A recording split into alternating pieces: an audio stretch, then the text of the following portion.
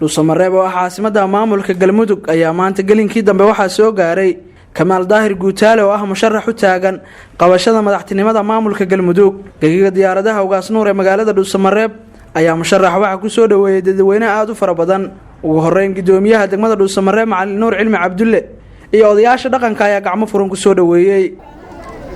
ku soo dhawow meesha aad rabto inaad ka tartanto insha Allah. haddii ilaahay kuu qadarana waad guulaysan doontaa.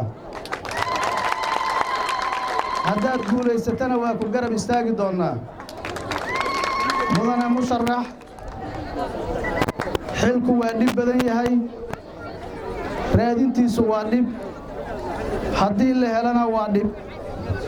waxaan ku leenahay insha Allah bulshadu way kugu faraxsan tahay say kugu soo baxday waad u jeedaa. Kamaal Guutaale waa nin la yaqaan, da'diisana waad arkaysaan, waxtarkiisa iyo waxkalkiisa iyo taariikhdiisana annaga idiin hayna. maahan yacni nin axaddiiska soo orday maaha, waa nin bisil, dowladnimada u bisil, ahalka u bisil, qaranka u bisil. ku soo dhawaada horta.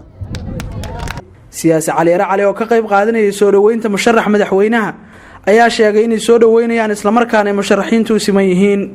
Kamaal Daahir Xasan Guutaale wuxuu kamid ahaa dadkii dhuusamareeb inay caasimad noqoto dadaalka badan u soo galay, habeenno badan u soo jeeday, waqti badan ku bixiyay.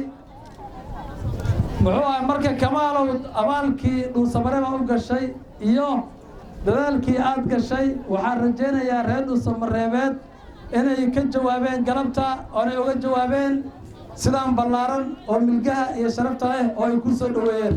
Kamaal Daahir Guutaale musharax u taagan qabashada xilka madaxweynaha maamulka galmudug ayaa fagaaraha gagiga diyaaradaha ugaas nuur kula hadlay dadweynaha ku soo dhaweeyay.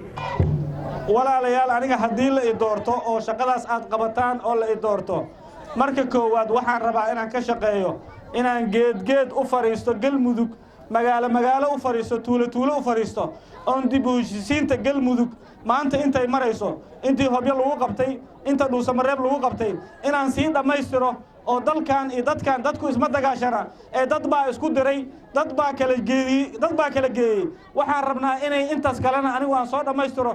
waxaan noqonayaa madaxweyne isu keena dadka, madaxweyne waxaan keenaa dadka u dhimriya, madaxweyne dadka u naxariista, madaxweyne dadka u boogadhaya ayaan noqon doonaa. waxaan rabaa arrintaas inay u kaalmaysaan arrintaas sidoo kale. Maxamed Macallin Axmed Maxamed Qadar warbaahinta Goobjoog dhuusamareeb.